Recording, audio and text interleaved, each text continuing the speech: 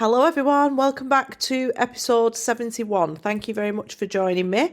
And as always, thank you for all your reviews. They really help me grow the podcast, so I'm very, very grateful for them. So I'm going to jump right into it. This week I am talking about a book called 12 Rules for Life by a man called Jordan Peterson. And I'm going to get started because I've got fucking loads of notes here and I don't know how long I'm going to keep you. So bear with me. And it was because last week I was at someone's house and they had a quote up on the wall in the kitchen from Jordan Peterson, and I was reading it and it gave me an idea to do an episode on it because quite a while ago I did a journal activity that I really enjoyed, and it was based on this book that he wrote called 12 Rules for Life. The other day I bought some frames to make some art for my walls because my mum keeps saying that my house is bare as fuck and I really like plain walls, but she does have a point. It kind of looks like I have just moved in recently. So I thought I'm going to put those together and put them in a frame and put them up on the wall as like a little piece of artwork in my living room. So now was the perfect time to record an episode on it. Now, as you've probably gathered, I am not a massive fan of rules in general. Don't know if you knew that, but I'm not. In fact, I just kind of ignore them completely most of the time. But there are value in these ones that Jordan Peterson has written. So it's a pretty famous book. You've probably heard of it. You might have even read it. If you have, I'll see you next week. I'm only joking. Obviously, don't leave me. Stay, please. Jordan Peterson is a very, very wise and quite surprisingly emotional man when you get into more of his stuff. But when I first saw him, or when I first came across him, I wasn't a big fan. And now I am definitely a big fan. And I've noticed that some of the stuff that you see online about him is a bit skewed. I don't agree with all his opinions, but he's often portrayed incorrectly. And what I mean by that is that people take little snippets of his speeches and his interviews completely out of context, post them on social media without the full clip, and they don't sound great when you first hear them. It sounds quite controversial, but if you listen to the full interviews and the full speeches, they make a lot of sense in most cases. So I know a few other people that think that they don't like him very much, and if you're one of those people, then I would definitely encourage you to go and watch some of those longer interviews and videos after this on YouTube before you make your mind up about him. In his book, he writes about this set of rules that he lives by, which align with his values. So I'm going to talk about each one of those.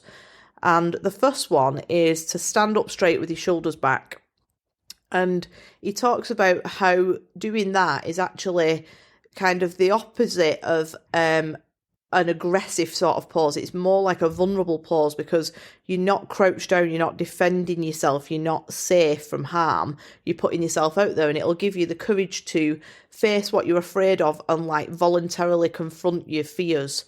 So when we choose to confront something that we're afraid of, or we kind of have to, we get into that situation, then like we do instinctively adopt that stance. It naturally happens. You start putting your shoulders back and you put your chin up and your chest out, and it conveys a lot of confidence, which can help you in all kinds of situations, but it gives you more inner strength and more power, and your fears have then got less control over you.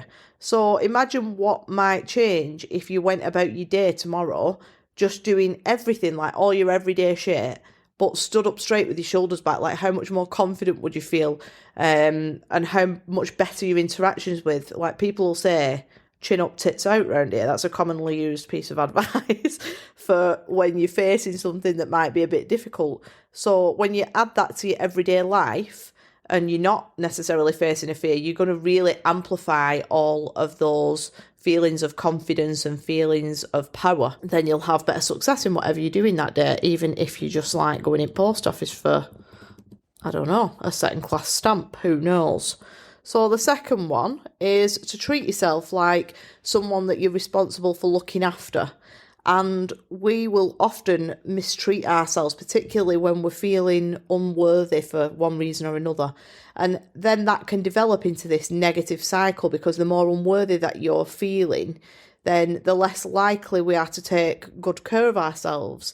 I know from personal experience, the chapter of my life when I had probably the lowest self-worth I'd ever had, I'm sure you can guess when that was. But that also coincided with this section of my life where I lived solely, and I mean solely, on large family boxes of Maltesers and bottles of Prosecco, and I was not living my best life. I lied on the couch all day, had no sleep schedule, didn't walk any further than to the fridge and back. I was not thriving. But thankfully, at some point, I think probably the point where I felt like I was going to get scurvy, then I started to treat myself like somebody I was responsible for taking care of, because I realised, oh shit, I've got to look after myself. And slowly as I did that, I started to treat myself as a priority and climb back out of that place, that negative place that I didn't want to be in, rather than keep letting it loop round forever. To become a valuable person, the one that you already are, or at least the one that you have the potential to be, then you have to treat yourself as if you were a person of value, so that you can step into becoming that version of yourself. So when you treat yourself this way, you're actually also teaching others to value you too. And they're going to then treat you in a way that reflects that sense of value. You're not going to be settling for the bare minimum in whatever it is, your relationships, whether it's a partner, whether it's in a workplace, whether it's with family members. The way that you treat yourself sets the bar on what treatment you accept from other people. So just make sure that you set that bar high.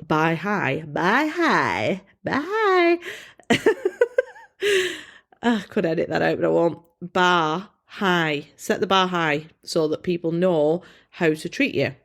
And you have to kind of start looking at yourself as you would someone who you love that needs to be taken care of, like a child, because we all have a child in us like that. It's our inner child. It's us when we were little. What would you do now to look after that child and do that for your adult self as well? Okay, rule number 3. So that one is make friends with the people who want the best for you. Very important. These are the type of people that are going to allow you to grow and to step into your power, and who are going to celebrate all of your successes with you and have good intentions for you only. Your circle should only have people in it that want you to win, without any jealousy or without negativity or without being cynical or feeling bitter about it. Only allow people who want you to win into your circle. That doesn't mean you have to cut everybody off that doesn't feel like that. It just means don't let anybody be in that energy with you regularly if they're not on that vibe. They're the kind of people who you know would speak well about you when you're not there in the room, and they would mention your name when they hear any opportunities that might fit you. So if your intuition is telling you that a person that is currently in your close circle is not meeting that criteria, then they need to fucking go, because as difficult as that might be, and trust me, I fucking get it. I get it, believe me. That has probably been one of my hardest lessons, but you've got to set boundaries, because those people are going to be pulling on your energy, not even necessarily on purpose, they just will naturally.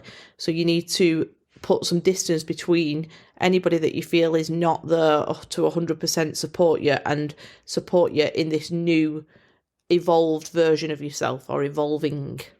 And I've only got now a handful of people who are in my close circle these days, and I'm absolutely okay with that, because that's all I need. Quality, not quantity. And some of them are actually not people that you might expect. They're not people who have been in my life for a particularly long time. Some of them are pretty short time, in fact. But I trust that all these people that I share my energy with want me to win, and that is exactly how I feel towards them too.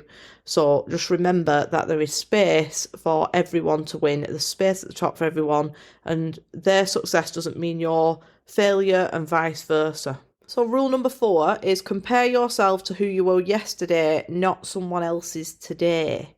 Because first off, the people that we compare ourselves to are often people we don't even actually fucking know, aren't they? We don't tend to compare ourselves to people that we're close to, like friends or anything like that. Probably because we've got a clearer picture that they've also got normal life shit going on in their lives as well, just like you or just like me. If we do, maybe it might be a comparison between siblings, like for example, one might earn more money or have a more stable job, or they might own a house, or one might have kids, one might be married, but ultimately that comparison is probably more linked to who's likely to get more approval from your parents, because maybe they followed like a safer path and saved up in the 20s while you were out on a bender just having a fucking good time in your 30s. And neither of those are better or worse than each other in any way. So they still can't compare, but generally we mostly compare ourselves to like ideals in the media or on Instagram, like influencers posting very well orchestrated pictures of them like eating fucking floating breakfast in Bali and stuff when they're 23 and you're like feeling shit when you're sat in your office at 35. But we're comparing ourselves to people whose job it is to sell an image of a lifestyle. It's a fucking illusion. It's not real. It's like a highlight reel of sponsored ads. And if you don't believe me, go and watch a film called Keeping Up with the Joneses. It's a pretty old film now, but it's fucking well good, and it shows you exactly what you're comparing yourself to, basically. An illusion. So whoever you're comparing yourself to is completely irrelevant because they're not you. They don't have your life experiences or your talents and your skills. They don't have your sense of humour and your way of your thinking and how you view the world. So there's really no one at all that you can compare yourself in a fair test to other than who you were yesterday. So did you make any tiny improvements today compared to yesterday? And if not, think about how you can do that tomorrow so that the version of you tomorrow is going to be better than the one today. It doesn't matter if it's better or worse than anybody else, because it can't be, because you can't compare yourself, because you are just a fucking little unicorn. Number 5, I like this one, is do not let your children do anything that makes you dislike them. Controversial. So again, like I mentioned earlier, if you just read that as it is and you didn't go into it, then you might not like Jordan Peterson. You might think he's very opinionated and maybe a little bit rude or judgy. But you might just read it and think, I like this guy, like I did. So, no, what he talks about in this bit is very interesting. He says that he's had friends over the years bring around children to his house, and because the parents of these children had not taught them the meaning of no, or that they can't, always have everything their own way, which is kind of, I don't know about if I agree with that. I feel like you can have your own way, but we'll get, there's time for them to learn how to do that. But do you know what I mean? Like the kids that just don't understand the meaning of no, you can't do that or you can't have it. And usually the parents are doing that, and I can see exactly why, out of fear that it would like infringe on the the freedom to choose. So what happens, he says, is that because there are no boundaries for this child and no real guidelines, then the parent has to run around behind them 24 hours a day in case they break something or in case they get themselves into danger. So in reality, while they're trying to not infringe on the freedom, that child has very little freedom, and I think that's definitely true. So don't come at me because I'm not a parent. I know there is a reason for that, and the reason is fuck that shit. It looks well hard work. But I do feel like when I was a kid, I had quite a lot of freedom because I knew the rules or the boundaries, and I could be trusted not to go past them, probably because I'd have got a clip round the ear. I don't know. Do that now, eh? No, they didn't really. Well, not often. And I felt very much like this about my classes. I didn't clip them around the ear, I promise you. But I really loved all of the kids that I taught, because you do love them. You get so close to them. They're like your kids. They're like yours. But I also really like them as people. And that's because I think that as a teacher, I had very, very clear, simple rules that benefited everybody in the classroom, including them. And they understood my expectation of them because I was really clear about them at the beginning of the year. And because they understood that and we had that respect, I could give them a lot more freedom. I didn't need to be stood over them like a hawk to check that they were doing what I'd asked them to do. I didn't have to bollock them for ridiculous things like talking during a lesson or try and make them work in silence. It wasn't necessary because I knew that because we all understood those boundaries and those rules, when I needed their attention, they'd give it to me straight away. I'd just like, there'd be some kind of signal and I'd shake a maraca. Actually, I had a little maraca. He was called Pedro. He had a Mexican hat on. And they would give me their attention so that I could speak to them for whatever it was. And I knew that they would, make mistakes. And so we celebrated their attempts even when they got things incorrect. And I do think that kids need guidance, and giving children some kind of first structure to develop in that's not just you telling them what to do all the time, but so that they understand these boundaries and why they're there, will have massive positive impacts on the sort of person that they become when they're adults. So yeah, that's number 5.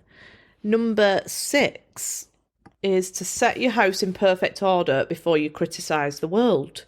And it's very easy to look at the world and other people through a critical lens, but sometimes we are prioritising blaming and judging and being outspoken about the outside before we look inside at our own lives. And Jordan Peterson talks about starting with small things around you, like looking around your room and thinking whether you like it or not. Is this a space that you enjoy? And if not, find out why. Is it messy? If it is messy, clean it up. Is the paint peeling? Decorate it. Is something broken? Fix it. So start making changes where you are, not looking outwards and blaming and judging and being critical of things that are not solely under your control, because you can make a contribution to improving the world starting exactly where you are. Another example of that might be when we kind of look to the news for a feeding of pure bullshit. I hope that you don't look at the news by now, but if you do, and then you start giving your opinion on the failings of everything else and what's going on. So you might be criticising a company that's on the news that have negatively impacted the environment. Maybe it's been an oil spill or something like that, and it's very sensationalised on the telly and gets everybody riled up, but then you're not recycling your own shit, you're putting plastic bottles in the bin or whatever it is. So maybe it might be something like you were feeling really annoyed or upset about all the wars that are going on while you're arguing the toss with your neighbour over a parking spot. So we can take care of everything that we can do personally to make it a nicer, better place for yourself and others, and do it in any small way possible, rather than spending your time and your energy pointing out the flaws of the world. And make your bed. That's another one he always talks about. Make your bed. It's a domino effect. It's true. It is true. What time are we on? 17 minutes. We're halfway, guys. Oof. I might be keeping you for 40 minutes. Go and get a butty if you need one. So number 7 is pursue what is meaningful, not what is expedient, which is basically what's proper and what's expected and what looks good. And it's probably the main basis of this whole podcast. My vibe is exactly this, live your life as fully and as happily as you can, whilst also trying to have a positive impact in however you feel drawn to do that. And that is such an important message, doing things that make a difference to yourself and to other people, and not letting other people dictate how you live your life. And that might be a person, it might be family members, or it could just be the social norms that we've accepted and that we've fucking blindly power through all our life without even thinking whether we want to do it or not, or whether it makes us feel happy. And although I personally believe that this life does end, but life as a whole doesn't end, I definitely agree with the fact that this goal that we get around in this human suit, whatever life we're living now, is relatively short. So we don't want to waste the years that we've got here doing things that are shallow just to make yourself look good in front of others, like buying shit that you don't want and doing shit that you don't want to impress other people that you don't even like. So make that a priority. Pursue what is meaningful, not what's expedient. Just doing things that bring you joy and make you feel like you are living out your purpose. So number 8 is tell the truth, or at least don't lie. A great rule. This is another one that I tried very hard to instill in all of the kids that I taught in my classes, and I still do now. And that was that I would never be more cross with them for just admitting what they'd done that they felt was wrong than I would if they spent like hours trying to wriggle out of it and pass the blame to everyone. And I would also, make sure that they knew I'd do my best to help them resolve it and kind of give them a bit of praise for telling the truth regardless of whatever shitstorm they may have created and whatever fucking lesson I was going to be an hour behind on now trying to sort it out, because I think that's really, really important that kids in particular know that you'll always come out better if you tell the truth, whatever has happened. So there are 2 reasons for lying according to Jordan Peterson, and one is to save someone's feelings and the other one is to protect ourselves from some sort of consequence. And that last one's obviously because we're fearful of what will happen to us if we own up, and the worse the thing is that we've done, the harder it is to own up, because we naturally try and like preserve ourselves. We don't want any consequences. It's fearful. We're scared of that. So we'll be inclined to lie to get out of it. But the other one, when we lie to save someone's feelings, we feel like we're doing that, and we are doing it from a good place, but in the long run, we are usually still causing some sort of damage in one way or another. And obviously, there's a massive scale to that one. So if you were to tell somebody that you love them when you don't, then you're leading them down the wrong path. And at some point in the future, you're probably going to like break their heart or whatever. If you tell someone that you loved the cake that they made and it was shit, like, you're just going to end up with shit cake. Like, it's not a big deal. But the choice is yours. So yeah, telling that's quite a hard one, I think, is whether you tell a little white lie to save someone's feelings, but I suppose it depends on what the situation is. And the telling the truth part of that rule, because it's tell the truth or at least don't lie, is the hardest part of all, because like I've mentioned in earlier podcasts, when you start being yourself and speaking what you believe to be true, not everyone is going to like that, and you will lose a lot of people along the way. You'll lose the right people to make space for, you'll lose the wrong ones, the ones that you don't need, to make space for the right ones that you do need. But you do lose people along the way when you start telling the truth, and it takes a lot of courage to tell someone the truth. But what do they say? What's that? The truth shall set you free. It's true. It's true. And you'll become the type of person that people trust, and it'll lead to better connections, healthy relationships, and all of that good shit. So number 9 is assume that the person you are listening to might know something you don't. It's hard to believe when you're a fucking know-it-all like me, but teaching yourself to listen is a very useful skill that's going to benefit you a lot, often. Very often, and I include myself 100% in this. When we're having a conversation with someone, we're not really listening to what they're going to say, are we? We're just waiting for our turn to speak. And if you are anything like me and your brain is of the ADHD variety, this is graft. This is hard graft to not just be waiting to speak and to actually listen to what the person said. And I am really constantly reminding myself of that on a daily basis and training myself to be a better listener, and making sure that everybody else gets heard. My mum thinks it's absolutely hilarious watching me and my dad have a conversation, because we're just constantly fighting for the spotlight at all times. And it is probably one of the only traits that's like an ADHD thing that I really don't like about myself. But it's fine. I'm getting over it. It's improving. So I learn really well from listening to podcasts and watching YouTube videos. And the reason for that is that I don't have any chance to speak. So I actually have to listen instead. So whoever you meet, regardless of whether they're like younger or older or higher or lower ranking in a job status, or have got more or less followers and all that shit, more money or less money, try and listen to every person and what they have to say that you come across, because they've all got different life experiences to you. And I'm a big believer that we don't just cross each other's paths accidentally. Everyone you meet has been put there as either a lesson or a blessing, and they've got a message for you. So listen carefully, and I shall try to do the same. Number 10, be precise in your speech. This is the reason I've spent all afternoon editing notes to try and be more precise in this episode because I had a lot to say. There's a lot of content in this book that I wanted to talk about.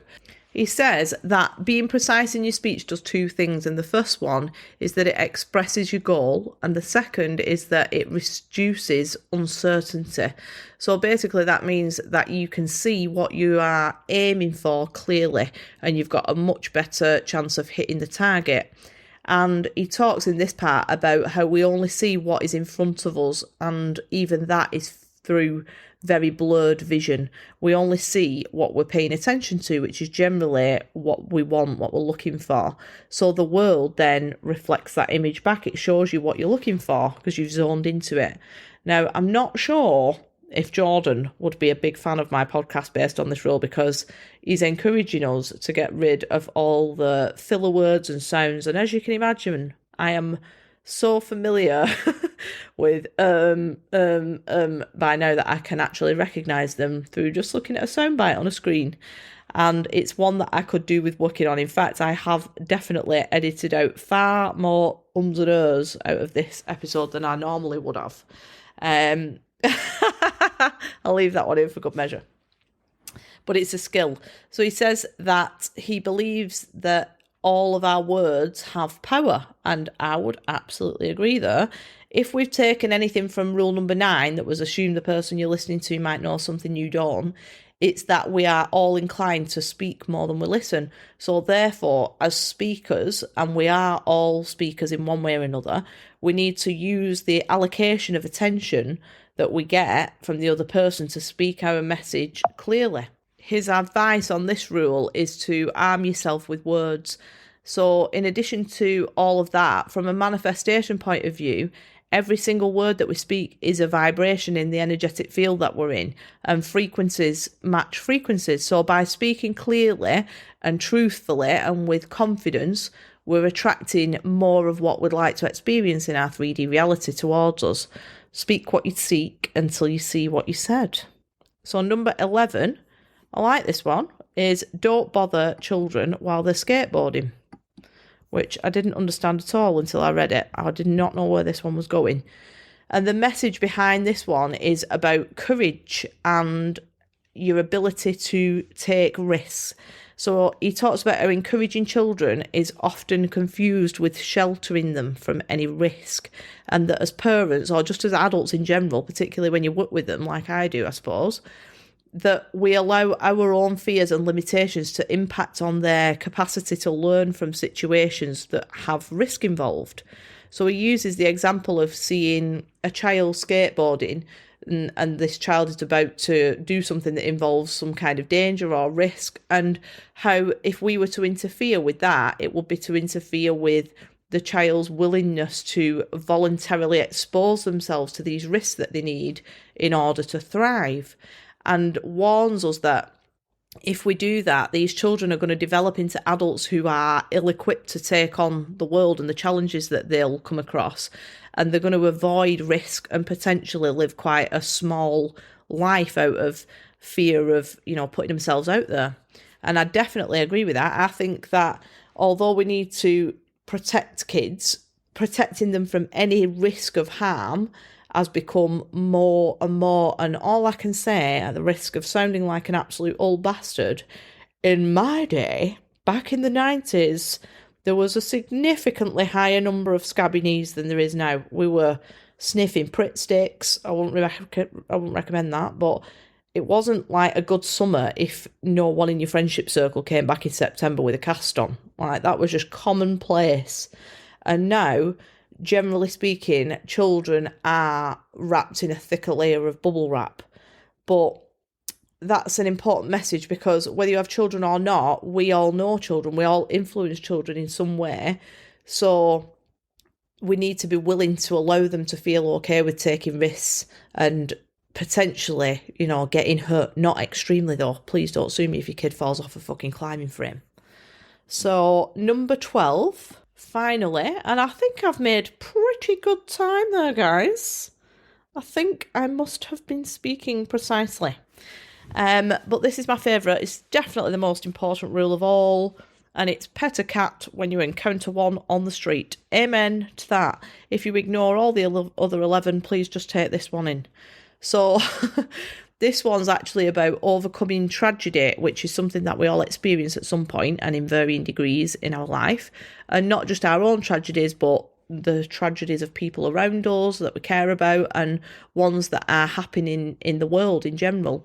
And Jordan Peterson makes a point of always stopping, no matter how busy he is, he will always stop to pet a cat, give it a little stroke when he sees one. And I'm fucking here for it. I like that about him. He has won me over purely with that final rule.